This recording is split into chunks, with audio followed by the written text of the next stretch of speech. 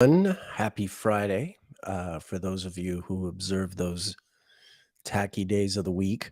Um, Welcome to my latest live stream. I'm getting a little better at this every day, and I'm going to give it another crack. Just a few things I want to show you today as I work through stuff that I'm lining up to make videos about, like proper sort of animated videos about, but I'm using the live stream just to sort of articulate some of the research that I've done and what I'm trying to do with it. This is sort of like a public notebook in a way, and of course a lot of people are reaching out to me asking um, in particular about my work with the planetary synodic cycles and if I offer courses relating to those to that material. And I don't offer courses, but hey, at least you have this live stream and you can follow me as I take you through some of this work. And without further ado, I'm going to share my screen. Um, Now, there is one thing about sharing my screen, this silly background with the hearts and everything. Someone even wrote me and asked me to please change it. They said they loved the live stream, but they begged me to please change it. The problem is I don't know how to. And everywhere I sort of try to figure it out, I just can't seem to do it. Um, yeah. Um, so uh, eventually, hopefully I will. But for the time being, I don't. And so tough luck. A kind person who wrote me with the helpful suggestion that I change it. For the time being, I just can't do that. Okay. So I'm working on it though. Bear with me. Bear with me. Um, a person can only have so many levels of expertise. Yeah. Now today, this is just a slideshow I have relating to the life of Abraham Lincoln. I've got these sort of keynote slideshows on a lot of different people I've studied, and it helps me along with the with my solar fire database. It just helps me keep track of different people I'm studying and the Venus synodic cycle they're born under. So once again, anyone watching my live stream, um, if you haven't seen my video introduction to the Venus synodic cycle, which I posted on YouTube and some other formats last December of 2022, go to my YouTube channel and watch that introduction to the Venus synodic cycle video. It's only about 11, 12 minutes long, and it'll explain everything I'm doing here. Otherwise, some people sometimes seem to be perplexed at what all this red 2, black 4, blue 3 stuff means. And it's not that complicated. It is a system I've devised for observing, studying the Venus synodic cycle, in which we break down the 8-year cycle into 20 equal parts, or relatively equal parts, I should say, and assign them sort of numbers and these colors according to their parts of the phase that they're in. Anyway, it should be self-explanatory in this other video I've made, so please watch that. In the meantime, what I thought I would show you is just how this kind of plays out. This is a good example. Lincoln's a really good example of um, how you can use this method, especially when it comes to having charts where you can't necessarily do proper horoscopic astrology. Now, this is Lincoln's noon chart. There are some biographies that give him a sunrise birth. And I myself, in my book, Uranus USA, I used a sunrise birth for Abraham Lincoln. But truth be told, those sources are kind of indeterminate. The biography that's quoted in Astro Databank that says Lincoln was born at sunup. That biography was written in 1915, which is a little over 100 years after Lincoln was born. So I don't know where that source comes from. But here's the thing: maybe he was born at sunrise, maybe he was not born at sunrise. We'll never be 100% sure of what Abraham Lincoln's real ascendant, real time of birth was. We can do rectifications, which are at best, really strong hypothetical arguments for a birth time, but they can never be offered as proof. So here we are with Abraham Lincoln, a very famous person, a very famous historical figure, arguably one of the United States' most important historical figures and most important presidents. And we can't look at his proper horoscope. We just have his day of birth, born the same day as Charles Darwin, actually, and that's another um, layer to this research. I won't be getting into that today, but there is a at some point I will talk about Lincoln's chart as well, just in contrast to Darwin's, and show how these two men who were born on the exact same day, how some planetary synodic cycles sort of outline both of their lives, which are very different in the way they do. Lincoln, you really get the Venus synodic cycle is really powerful in his life. You get some evidence of that with Darwin. I still have more work to do with Darwin, but I'm seeing some of it with him. But certainly Lincoln, who you can really get into the weeds with in terms of studying biographies. I mean, he's just one of the most written about people in history. Along with whoever, Julius Caesar, Adolf Hitler, Alexander the Great. He's people, right? Napoleon.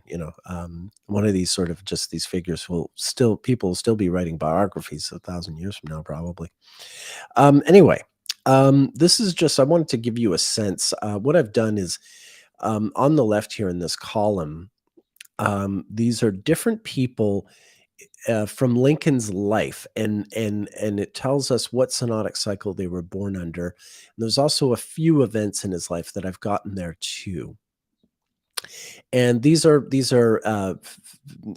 his friends and allies, but also his enemies. His assassin is right there, but his allies, everyone, his wife, his kids, his nemesis. There you go. Different people are in this file, and I'm just sort of keeping track of who's born when. And there are some interesting things to say about this. I won't get to all of it today, but I'll get to a little bit.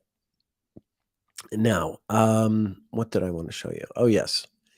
A lot of what I want to talk about just today has to do with the red 1 and red 2 intervals.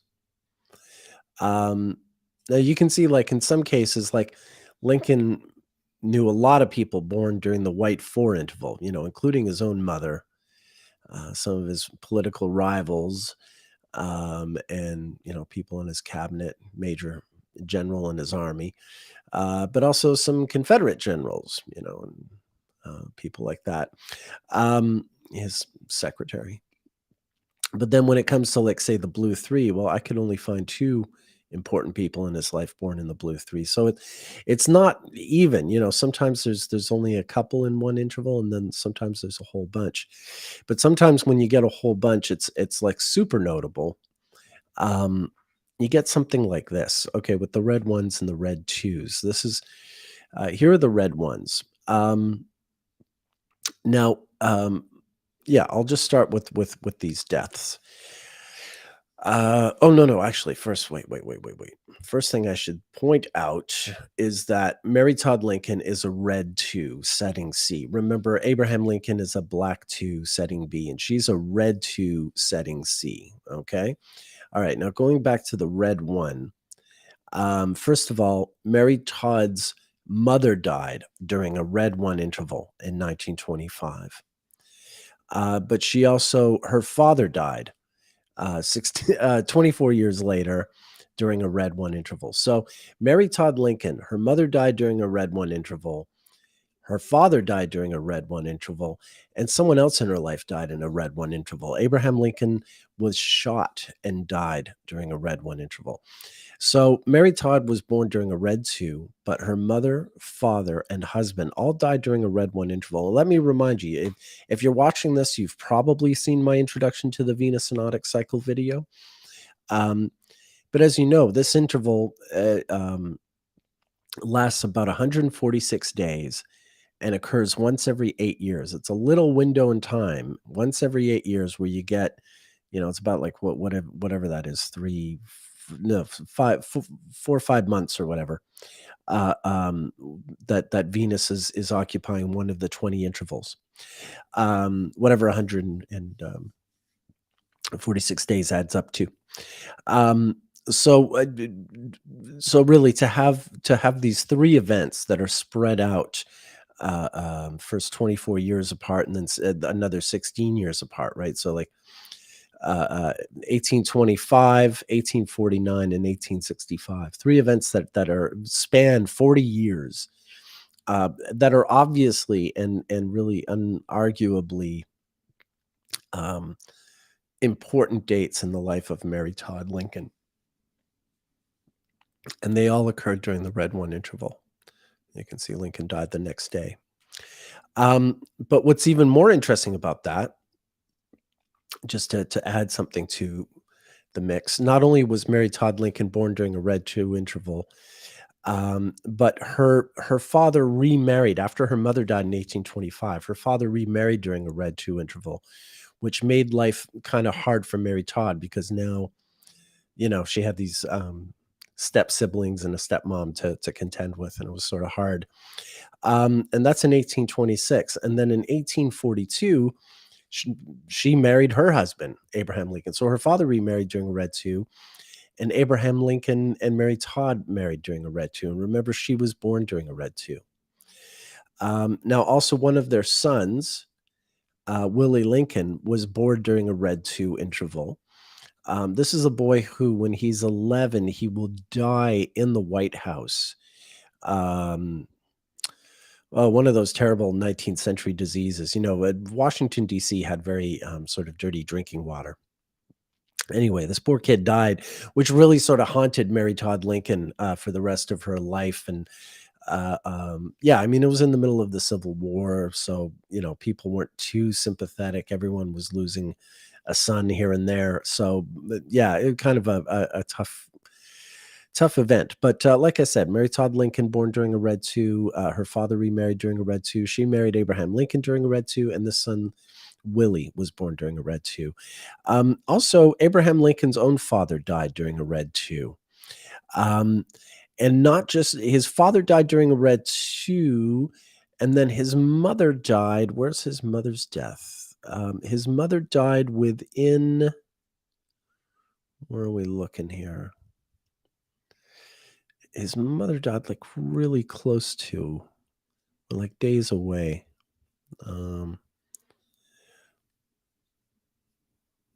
Let's see, where are we here? Sorry, folks. I thought I was prepared here. I was more or less prepared. Okay, so there she is, and she died, right, died during a black 3, but it's like within days of a red 2. Let's go to the black 3s here, down here. There we are. Okay, yes, so she died October 5th, 1818, and on October 14th, 9 days after she died, Venus went from the black 3 into a red 2 interval.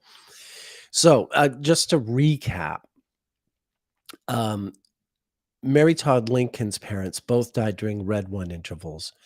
Abraham Lincoln's father and son died during red 2 intervals, and his mother died just 9 days shy of a red 2 interval, which, again, these only occur once every 8 years for 146 days. So to be off just by 9 days, I think, is still like sort of worth mentioning, even if it's a miss and not a hit.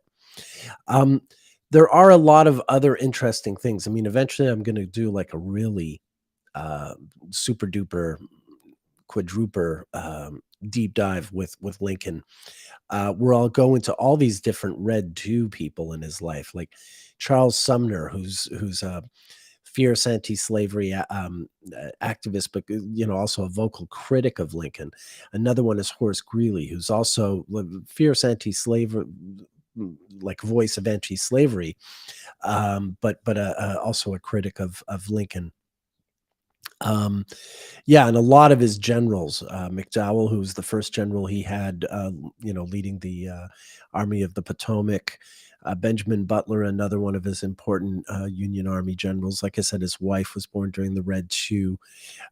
George McClellan, another important. You can see a lot of these generals wind up being Red Twos and Blue Twos. I'll take you over to the Blue Twos as well. If you don't know that much Civil War history, I'm sorry if these names are sort of unfamiliar. McClellan would be the guy who would run. First, he was Lincoln's general in the early part of the war. He was the second one, replacing the other Red Two before him to be the head of the sort of the commanding the head of the army, the Union Army.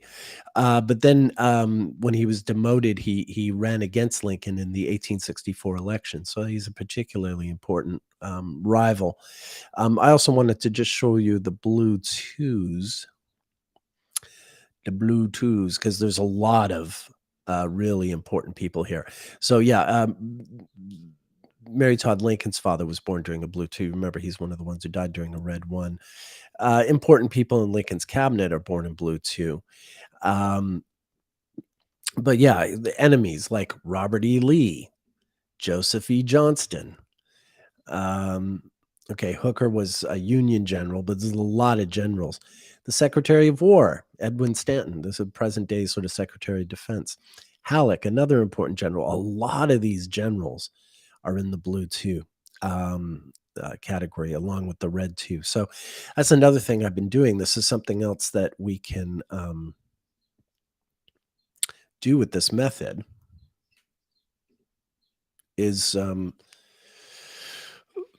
look at large groups of people, all the generals in an army or all the artists in an artist colony. These are different things that I'm studying with this method.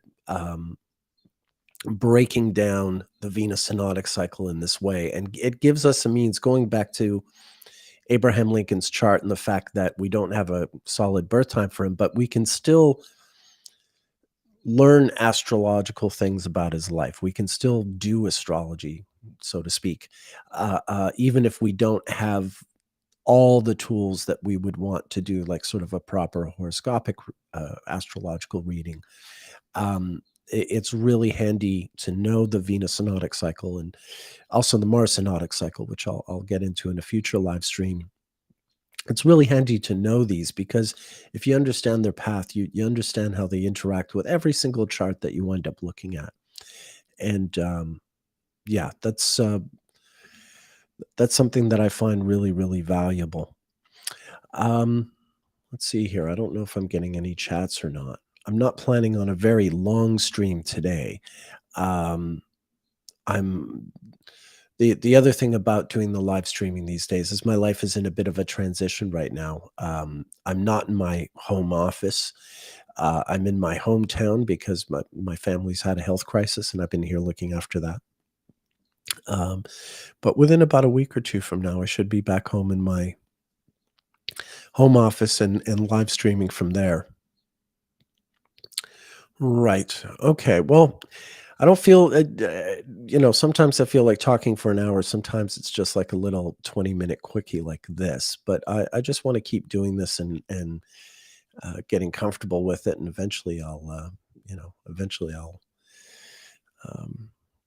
probably just keep doing them longer. Okay. Someone says, oh, where's that comment coming from? Okay, I talked about the Venus cycle and civil rights or race relations. Yes. And I will recap that information in a future live stream. That's a video I'm working on, but it's a really long work. You might have heard me speak about it, maybe discuss it with Patrick in an earlier live stream. Chris Brennan has brought it up from time to time, Sam Reynolds. It's an article I wrote in 2007. About the Venus synodic cycle in American history with regard to race relations and uprisings and things like that. It's a very detailed piece, and I wrote the first one like 16 years ago, I've updated it quite a bit. I have a lot more to say about it now than I did then. Yeah, Venus has moved into Libra. That's the Scorpio, the Red Two Venus interval, which typically in the 20th century always went through Scorpio. In the 19th century, it used to go through Sagittarius. They all sort of gradually go backwards through the signs. So yeah, the Venus retrograde in Scorpio, the red 2, which we'll have again in the autumn of 2026. Well, I say autumn. In the northern hemisphere, it's the autumn. In the southern hemisphere, it's the spring. I've lived in Cape Town for 6 years, so I have to get used to. Well, I did get used to. I'm falling into bad habits and being a northern hemisphere, whatever you call them. Anyway, yeah. So okay, I'm trying to keep up with all these questions. So yeah, the Venus retrograde in Scorpio does wander into Libra now, and that's the red 2 interval, which we'll have in 1826. Yeah, obviously that's it's pretty important to have Venus in its own domicile going retrograde. In the 19th century, you used to have regularly the red 5 was retrograde in Libra in the 19th century, and you had the red 1 was retrograde in Taurus in the 19th century. So it does happen at other times as well. Let's see. Yeah, George Floyd's death. Yeah, that was during a red 3 interval, the Venus retrograde in Gemini. Um, Not uncharacteristic. There've been, other uprisings of that type during the red 3, although the red 5 is the really big one. What if you're an ancestor of any of these politicians? Can I recommend charting to explore these possible familial connections? Yeah, I mean, that's something I certainly do. I mean, when I look at the life of a politician, I always look at their families, their parents, their spouses, their children.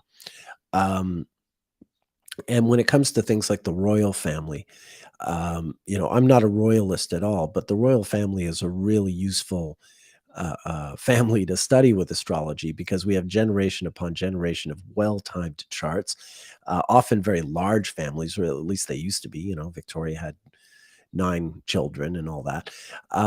So you get these really rich, detailed family studies that you can do with astrology that are really great, because even if you're looking at King Charles today, well, not only do we know his horoscope, but we know his parents' horoscopes, his grandparents' horoscopes, his great-grandparents' horoscopes, his great-great-grandparents' horoscopes, and so on and so forth. They're all people who have well-documented lives and well-documented births, really solid birth certificates. There's always some big fanfare when a royal is announced. So those are always good. Now, if you're actually the ancestor of a politician, like if you're the ancestor of Abraham Lincoln, and I've just shown you how all these red 1 and red 2 interval transits seem to have this recurring presence in the timeline of someone like that. Well, then I would certainly start by looking at your own life and see if the corresponding red 2 and red 1 intervals also have a sort of powerful presence in your life. Someone mentioned, the Venus. Okay. You're an ancestor of Martha Washington, yeah, which also leads to Robert E. Lee. That's right. Robert E. Lee is the closest thing that you get. He married the great granddaughter of Martha Washington, and so he had Arlington, which used to be Martha Washington's sort of family property, and then of course he lost it because he fought for the Confederates in the Civil War, and it was turned into a cemetery. Yeah. So I mean, I've looked at yeah, Arlington was her land. So yeah, I mean, I've looked at Martha Washington's certainly her date of birth. I haven't done a deep study of her. She's chiefly famous for being married to George Washington, but it is interesting the way that sort of passed down to Robert E. Lee in the Civil War, because I think I think this is the thing about the Confederates is they really see themselves as the sort of inheritors of the American Revolution. They think they're fighting the Union, the same way that the revolutionaries fought the British. Their narrative really sort of goes along those lines. So Robert E. Lee certainly would have thought of himself as a sort of George Washington figure of his age. Um, it's all a matter of perspective, of course. Um, that's the thing about doing this work. Okay, this is really great uncle is Nathaniel Hawthorne. Yeah, yeah, I definitely know who he was. Uh, yeah, not all relatives are braggable. True enough, I remember seeing an interview with, some nephew of Adolf Hitler who lives in France, and his last name is Hitler. He's just this, you know, friendly little Frenchman guy that they interviewed about being Hitler's nephew, I think it is. But poor guy has to go through life with the name Hitler. But he seemed cheerful enough. It's not his fault. Um, Sometimes that's what you get stuck with. Yeah, so I just the red 2 interval, which you saw, like Mary Todd Lincoln had Venus retrograde in Sagittarius. That's the same Venus retrograde that now goes from Scorpio to Libra. And since um, Mary Todd Lincoln's time until now, that's the amount of regression that Venus has done through the sign. Yeah, so I'm that kind of wraps me up for now. I wanted to get into, I'm going to show a few examples like this over the next few streams. Just touch on little sort of observations that I've made. I'm trying to be pretty sort of non-committal and low key. I hopefully the live streams are useful and entertaining. Um, the more I go, the more I think they'll be packed with information. But I'm working on a lot of different slides and a lot of different ways to present this information. Um, but I like touching base with you, and if anyone's getting anything out of this information, then I'm happy to keep doing this. But yeah, I'll come back on Sunday. Patrick and I are doing our weekly joint live stream, and then my plan is on Mondays and Fridays to do these solo streams where I just sort of go into my database, or I go into one of my slideshows like today and show you folks some stuff. And yeah, keep tuning in.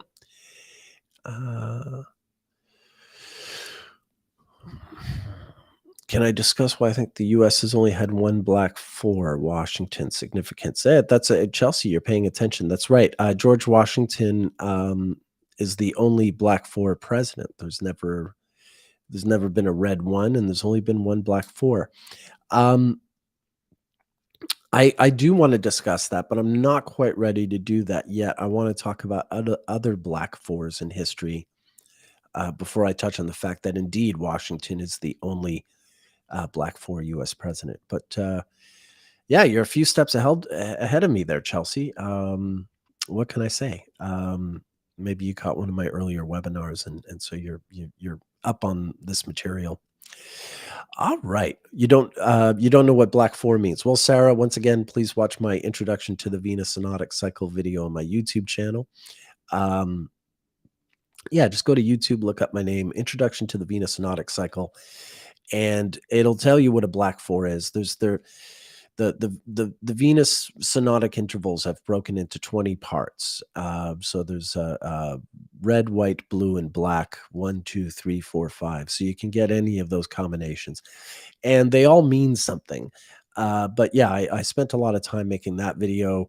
The future videos I'm working on, I'm trying to like learn how to use AI so I can make these things sort of faster and a little slicker. So that's why I'm taking a little bit of time. But at least that Venus synodic cycle video is I worked a very long time on making that one, and it breaks things down rather nicely. So I don't think I can do a better job than I did there.